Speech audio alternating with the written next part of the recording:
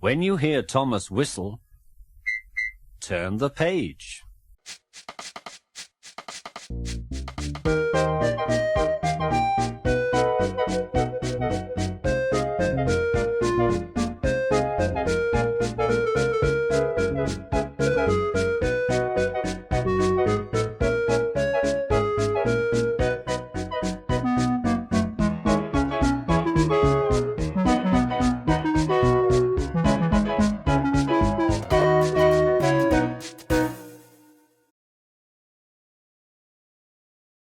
Hello.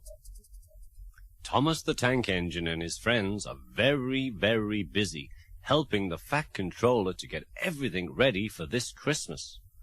Thomas wishes all his friends everywhere a very happy time and hopes you will enjoy this special Christmas story. Thomas and the Missing Christmas Tree. Every Christmas there is a carol concert on the island of Sodor. The town band plays, and lots of people come to sing carols round the Christmas tree. Afterwards there is always a special treat for the children, and this year the Fat Controller wants the party to be an extra special celebration. It was 2 days before the carol concert. The Fat Controller was very busy giving orders for everywhere to be scrubbed and polished, ready for the special night. The engines were all very excited. They had been helping with the preparations, and now Henry, Gordon and Thomas were waiting at the station for the Fat Controller to give them their final orders. "You all have jobs to do," said the Fat Controller. "Henry," he said importantly, "you are in charge of the cards, letters and parcels. Gordon, you will bring the mail." Fat Controller paused impressively. "And Thomas, you will have the most important job. I want you to fetch the Christmas tree. Duck will look after Annie and Clarabelle until you get back." Thomas beamed with pride. "Yes, sir," he said. "Will we be able to sing the carols too?" "We'll see," promised the Fat Controller. That night the other engines sulked in their shed. "Why should Thomas go?" grumbled Henry. "He can't do anything a splendid green engine like me couldn't do." "Nor me," agreed Gordon. "Anyone would think he was special or something." But Thomas didn't care what they said. He had been picked for the most important job. "You're only jealous," he said, and he shut his eyes and went to sleep. Next morning, Thomas set off to fetch the Christmas tree. It would be nice to sing carols again, he sighed as he puffed along on his important mission.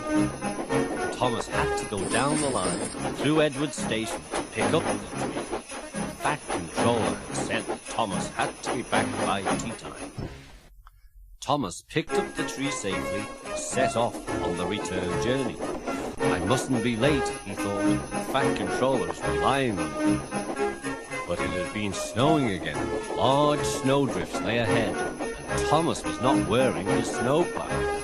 He whistled bravely and tried to make his way through. He ran into a snowdrift and tried to turn his wheels, but it was no good. He was stuck. Suddenly the wind blew the snow all over him. Thomas was snowed under. Back at the station, it had been snowing too. The workmen rushed off to fetch their shovels to clear a path for the visitors. The other engines waited for Thomas to come back. They waited and waited. "Perhaps he's stuck in a tunnel somewhere," suggested Gordon. Henry let off steam indignantly. "Pooh!" he said. "He's much more likely to have been turned onto the branch line."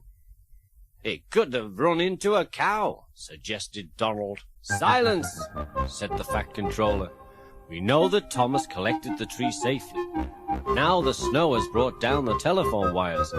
We must assume that Thomas is stranded somewhere near Edward Station." The engines all felt sorry for poor Thomas. "We're not going to leave him there, sir, are we?" asked Douglas. "Certainly not," said the Fat Controller. "I will need 2 volunteers to go and find Thomas." All the engines hooted at once. They all wanted to help to rescue Thomas. The twins, Donald and Douglas, were chosen for the job. Quickly the men fetched the snowplows, and the driver and fireman checked each one to see that everything was ready for the journey. Soon Donald and Douglas set off to the rescue, feeling cold but confident. Donald and Douglas puffed bravely on. The snow was getting thicker now. They struggled through Edward's station. Donald wanted to stop for a rest. Douglas wouldn't let him. What if Thomas is lying hurt somewhere? A great snowdrift lay across Gordon's Hill. Again and again, Donald and Douglas forced the snowplows into the deep snow, and each time they managed to move slowly forward. Then they drew back and paused for breath. "What's that?" hissed Douglas. "I can hear something." Very faintly there came a muffled cry. "Help!" "Probably the wind," insisted Donald. "No, listen," said Douglas. "Help! Over here!" "Och, it's Thomas!" they cried together. "Come on," said Douglas. "Let's get him out. He must be frozen to his frames in there." The men began to dig the snow away. Thomas's driver and fireman, who had taken shelter in a nearby cottage, came out to help too. It was not long before they had dug Thomas and the missing Christmas tree out of the snow.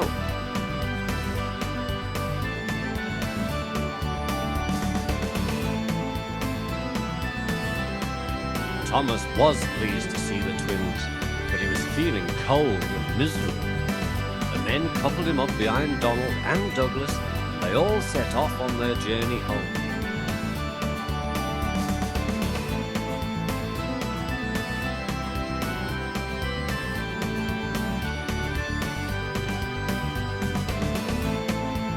When the engines arrived at the station, everyone gave Thomas such a warm welcome that he began to feel quite cheerful again.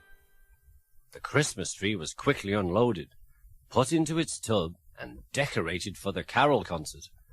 There was a great rush to get the station ready, and by the time the mayor and visitors came crowding in, everything looked splendid. The Fat Controller stood in front of the engines. "As a reward for all your hard work today," he said, smiling, "you may go and enjoy the carols. Be quick now." "Yes, sir," said all the engines. "Wheesh!" said James, letting off steam because he was so pleased. The Fat Controller paused. "Kindly remember that this is a special occasion. Be on your best behavior, and I want no, wheeshing, please." The engines took their place at the carol concert. "1, 2, 3, boomed the Fat Controller, and suddenly, as if by magic, the station was flooded with light. And there was the Christmas tree, decorated with colored lamps, stars, and lights. Then the Fat Controller shouted, "3 cheers for Thomas the Tank Engine and his friends!" And everyone clapped and cheered. The engines were delighted. James was so excited that he let out a great wheesh. Everyone laughed, and this time not even the Fat Controller seemed to mind very much. Suddenly there was a strange whirring noise.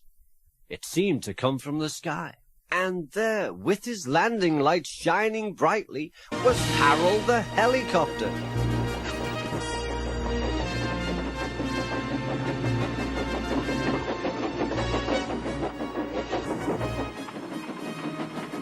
Came down gently in the snow, and out stepped a figure wearing a red cloak.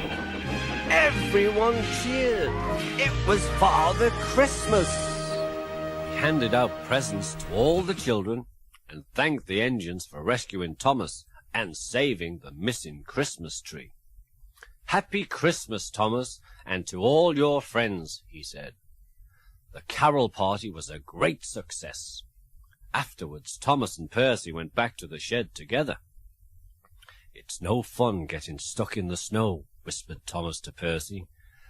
but it was worth it for the party. Happy Christmas, Percy. Happy Christmas, everyone.